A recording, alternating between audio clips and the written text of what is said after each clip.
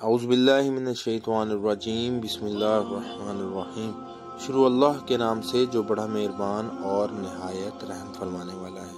صلی اللہ علیہ وآلہ وسلم۔ ابو حازم نے کہا، میں نے حضرت سہل بن سعد ساعدی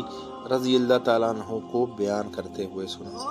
میں رسول اللہ صلی اللہ علیہ وآلہ وسلم کے ساتھ ایک مجلس میں حاضر ہوا جس میں آپ نے جنت کی صفت بیان کی،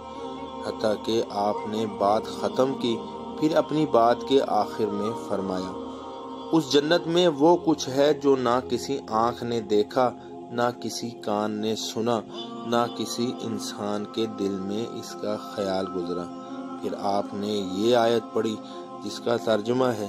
ان کے پہلو بستروں سے دور رہتے ہیں،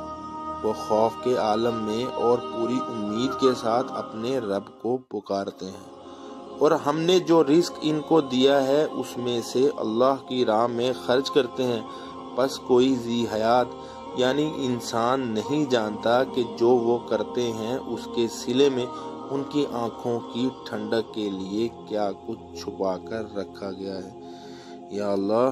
ہمیں بھی جنت الفردوس میں جگہ عطا فرما، آمین یا رب العالمین۔